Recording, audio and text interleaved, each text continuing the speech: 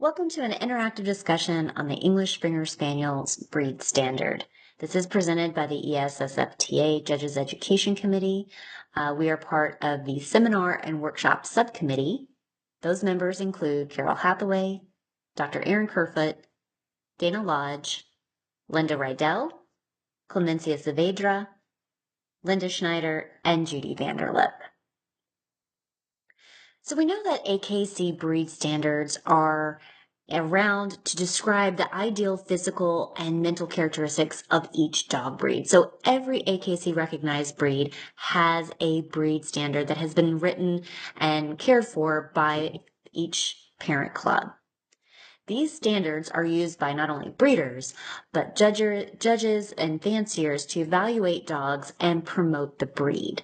And the whole idea behind having these standards is that there is a blueprint, a standard to go by where breeders can attempt to produce a dog that will most likely conform to that breed standard. We know that we can't produce a perfect dog. There is no perfect dog, but we can try and produce as close to that breed standard as possible. And it gives you those guidelines in which to work in. AKC-approved judges will also use these breed standards to evaluate dogs against that breed standard. And in essence, they're using this blueprint to create a mental image of that perfect dog and then judge each dog that comes into their ring to or against that breed standard and that perfect ideal that they have in their head. So that means that these breed standards must be pretty specific and pretty well thought out. For the English Springer Spaniel, our breed standard consists of 11 different sections. You've got your general appearance, the size, proportion, substance. We've got the head. Then it goes into the neck, top line, and body. Then it breaks off into the forequarters and hindquarters. Then it gets into coat, color, gait. It does touch on temperament, and then it ends with a summary. So knowing that our English Springer Spaniel's breed standard has 11 sections, and each part of that breed standard is carefully described, we do know that some sections have and receive much more detail than others. So knowing that we have 11 sections, can anyone guess which section has the greatest number of words dedicated to it? In other words, which section of our standard do we spend a lot of time detailing and describing? I'll give you guys a moment to see if you can think about it.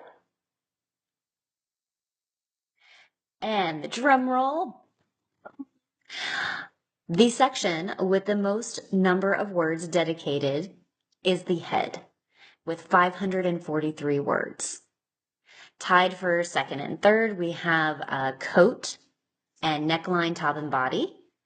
They have 219 words each dedicated to those two sections. And then in fourth, we've got gait with 182. So our breed standard really puts a lot of emphasis on the head. Now we might think of this breed as being more of a gait and a movement breed, but our parent club and the writers and authors of our standard really wanted to emphasize those characteristics that make a Springer a Springer. And one of those key defining attributes is going to be the head. That's really what's going to set an English Springer apart from a Welsh Springer, from a Field Spaniel, from an Irish Setter. Okay. Now, when we think about each of these sections and all those words that are dedicated to each of those parts or areas, we realize that as we're reading through it, some portions of our standard are very specific. They're very straightforward. It truly is a blueprint that you can follow. Here are some examples. Here's a quote from our standard. Docked or undocked tail, both are given equal consideration. So if these two dogs both come into the ring and they are of equal quality, it should not come down to the length of their tail. It must come down to something else. Maybe something about the head in those 543 words. Maybe it's the movement, maybe it's the feet, but it should never come down to a tail deciding who wins first place, who wins second place. Here's another example, quoted from our standard. The ideal height at the shoulder for dogs is 20 inches. For bitches, it is 19 inches. Those more than 1 inch under or over the breed ideal are to be faulted. Okay, so again, a very clear indication of how tall we want our males to be, how tall we want our females to be, and what we're willing to allow in terms of being able to go under that ideal height or going over that. Now, anything beyond that, it just says it's to be faulted. So we are a standard that does not have any disqualifications other than for temperament and aggression, which is just a standard AKC disqualification there. But in terms of our standard, if there is a 24-inch male that comes in, they are not to be disqualified. They are just to be faulted. Okay, but again, very specific. We have exact numbers here. Here's another example of specificity. Again, quoted from our standard, the teeth are strong, clean, of good size, and ideally meet in a close scissors bite. An even bite or 1 or 2 incisors slightly out of line are minor faults. Right, and then they go into what are some major faults, which would be an overbite, underbite, and definitely a wry bite. So again, it's describing what is acceptable, what is not acceptable. Very straightforward. However, there are some portions of our standard that are ambiguous. They're open to interpretation. They are not precise. So I call this standard non-specificity. So this is what we really want to try and get into and discuss today and have you kind of open your mind and think about in terms of when we read our standard and we come across some of these ambiguous open interpretations, what does that mean to you, especially as like a breeder or as a judge? Now, before we get into those specific line items in our standard, I want to kind of put it in a different kind of framework. So let's answer just a few questions here. Let's say that today is Friday and Amazon notifies you and says that your package that you have ordered should arrive in approximately 3 days. What is the exact day of the week the package will arrive? Okay, now this seems like a silly question, but you're getting at what we're talking about here. The word approximately hints at it should be within 3 days, but could it come sooner? Could it come much later? Absolutely. When asked to a crowd of 10 people, no 10 people will have the exact same day written down, right? It's open to interpretation. We might hope that it will be exactly 3 days, but we can't be sure of that because of the word approximately. It's a safeguard for that company that if they go earlier, no big deal. If they deliver it later, again, they're somewhat covered because they said, well, it would be approximately 3 days. We didn't say exactly 3 days. Here's another example. Let's say that your friend Jonathan tried a new candy, and as he's the first one to taste it, he says that the candy tastes slightly sour. Okay, well, how sour is it? Right? And so here's a great scale, maybe a little silly, but it's a great way to kind of think about these things that we're trying to measure or think about in our head. It's great to have anchors. So for this scale, we have an anchor of, okay, we have water, which is not acid at all, to the absolute most acidic thing that we can think of, which is a battery acid. Right? That's pretty acidic. So when we're talking about how slightly sour is this candy, we're looking at somewhere in between these two anchors. And if it's slightly, we're kind of maybe thinking more towards the lower end, more in these blue section over there. But again, that helps you. You kind of have an anchor that, okay, it's not going to be not sour at all, which is water, but it's not going to be burning your tongue and skin and everything that it touches battery acid sour. But where in between is it? Again, that leads a lot of open interpretation for individuality. Okay, so keep these kind of, silly everyday things in mind when we start to apply it to the breed standard. So words like approximately and slightly, like I mentioned before, they hint at a direction and a magnitude, but they're not precise. It doesn't give you an exact number, an exact direction. So let's look at some. These are just some. These are not all of the ambiguous wording that appear within our standard. Let's look at our first example. So, quoted from our standard, when viewed in profile, the top lines of the skull and muzzle lie in approximately parallel planes. Okay, so keeping that in mind, let's say that we have these 4 dogs and we're just focusing on the heads. They walk into your ring. Which head do you prefer based on how the standard is written? I'll give you a couple moments to look and decide.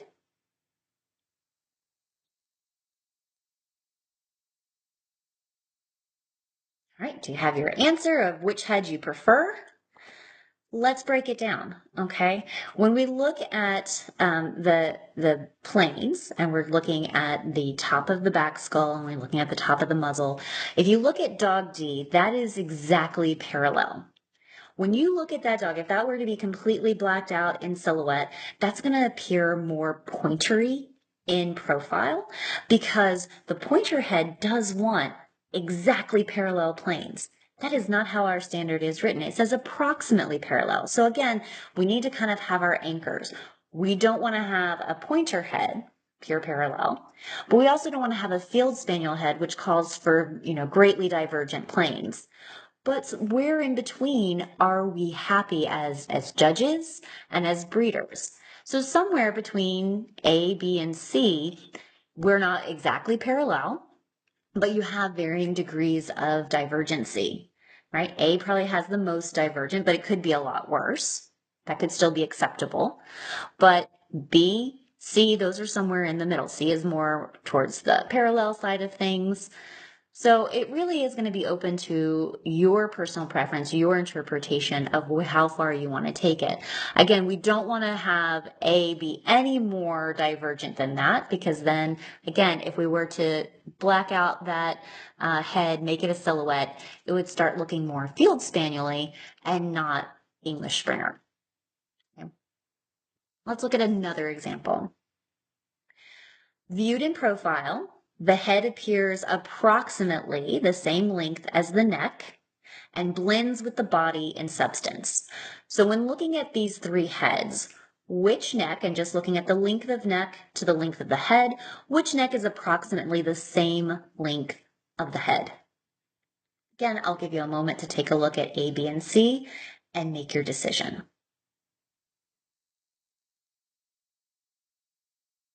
All right, do you have your choice? All right, let's look and see the breakdown of these 3 dogs. When we look at dog C, that one might have really jumped out at you as being a really short neck. Sometimes you'll hear it be called a stuffy neck. It's not long enough in relation to the length of the head to really be able to carry a bird, which is what these dogs were meant to do. They're supposed to retrieve. And that short neck is not going to be long enough to do that. It can also inhibit some of your front limb movement and will make it difficult to bring in scent and get down in the right position. Now, your eye might have gone to A. You might have said, oh, that looks really fancy, this long, elegant neck. And while that might be something visually that you prefer, according to our standard, we don't want these big, long, elegant necks. Nowhere in there in our standard does it say long or elegant. Okay. So A has that neck is much longer than the length of the head. What that's going to do is that's going to be a hindrance in the field. Again, thinking about what they were bred to do. It's going to reduce leverage when grabbing the prey. They're going to tire out easier because they're going to have too much muscle and not enough strength to be able to hold on to that bird. So for this trio of heads, B has the appropriate length to neck ratio. Again, with the length of the head being approximately the length of the neck. And again, that's going to make sure that everything is balanced, everything is strong enough to carry the bird. They're going to be able to scent, they're going to be able to do all these things and be able to do it efficiently without tiring. So again, think about what these these dogs were bred to do. And this picture is a great reminder of why it's so important to have some of the features that are discussed, especially in that head section that has 543 words dedicated to it, about the nostrils, about the eye shape, about the jaws, about the length of the neck, right? Because this is the kind of bird that these dogs are going to be retrieving and bringing. Here's another example. Quoted from the standard, it says that the length of the body, when measured from the point of shoulder to point of buttocks, is slightly greater than the height at the withers. Okay, so we're looking at slightly longer than they are tall. So which of these three body proportions do you prefer? We have A, B, and C. And again, to make things a little challenging because the natural tail is equally acceptable, but we know that it can somewhat cause an optical illusion by adding extra length there. But the tail is not what we are measuring. It doesn't go from there. It goes from the point of the shoulder to the point of the buttock. So based on those measurements, which dog, A, B, or C, is slightly greater in length than at the height of the withers? All right, do you have your answer? All right, let's look and see. Technically, all of them are longer than they are taller, but they are in varying degrees, right? So let's look at A. A, we have a 20-inch dog, and his length is 20.5. Again, that is still longer than he is tall, but is it within acceptable range for you in terms, is it slightly longer or is it only barely slightly longer? Right? Then we can look at B and C. These are much longer, but again, B is not as long as C, but longer than A. So again, 20-inch height, but for B, the length is 21.8. For C, the length is 22.5. So for most people, when you're going to look at this, and again, we're going to interpret the standard, while all three of these dogs are technically longer than they are taller, A is going to come across as being more square because it's not long enough. C is going to become or look way too long in the body because it is way longer than it is taller. And B is going to be that happy medium where you do have that longer than you are tall. But again, this is where a good discussion between breeders and judges would really kind of hint at what is it that you prefer? Why is it that you prefer it? Technically, they're all right. But again, C takes it maybe to that anchor end of being too long, whereas A takes it to being too square. The last thing I want to touch on within our standard has to do with color and markings. So in terms of the acceptable colors for English Springer Spaniels, again, I would say that this is a pretty specific explanation of what colors that they are allowing. They're saying that all of the following combinations of colors and markings are equally acceptable. Black or liver with white markings, or they can be predominantly white with black or liver markings. They can be blue or liver roan, or they can be tricolor, meaning that you've got the black and white or liver and white, and then you've got the addition of tan markings. And those markings are usually found on the eyebrow, the cheeks, inside the ears, and sometimes under the tail. It does talk about any white portion of the coat may be flecked with ticking. So you can have tickings, you can have mustaches, you can have freckles. And then they do talk about colors that are not acceptable, which are off colors, including lemon, red, or orange. Again, not a disqualification, but it does say in our standard that these off colors are not to place. They are not preferred. Now, having read this, and this is pretty much taken word for word from our standard, what does our standard say about how an English Springer Spaniel should be marked? Does it talk about a solid saddle? Does it talk about a white shawl? Does it talk about a perfectly symmetrical blaze? In some breed standards, they do get that specific.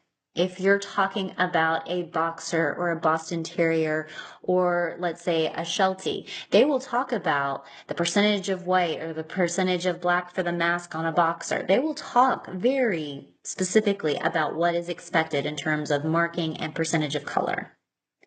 For the Springers, however, it just says that you need to have at least 2 colors or 3 if you are tri. It does not say how those colors are to be marked or arranged on the body.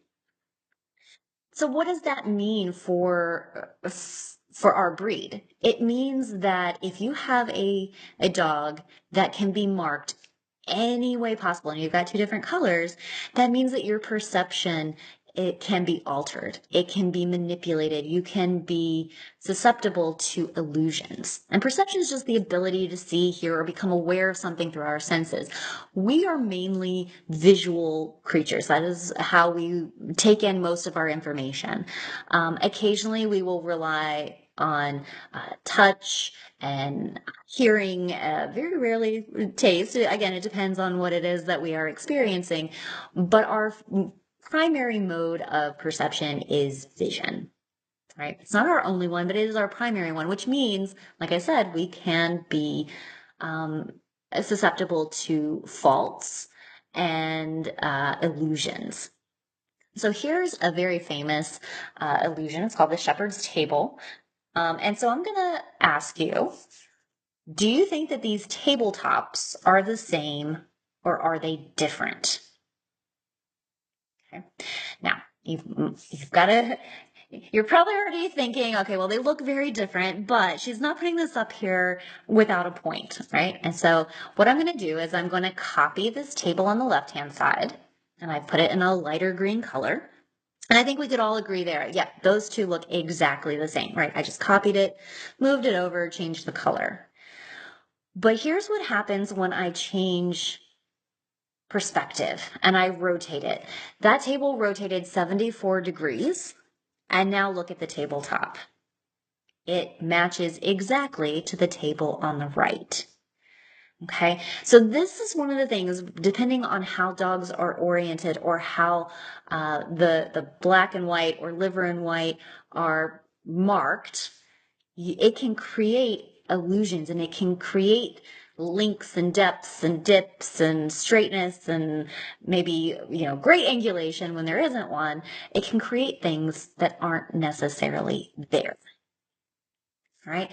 And so in psychology, there's a whole school of thought and a whole realm of studies that were dedicated to how we perceive things. And it was called Gestalt psychology, and specifically how the subjective way in which an object appears in people's minds. So we know that we have objective and we have physical attributes, and those things are set in stone. A dog that's in front of you, that the dog's bones don't change, right? But the subjective way that you look at it based on the markings or how the dog is oriented will make you think that a dog might be longer, shorter, well laid back, straighter in the front. It might appear a different way than what it really is. So here are some fun little Gestalt images that I like to show to some of my students.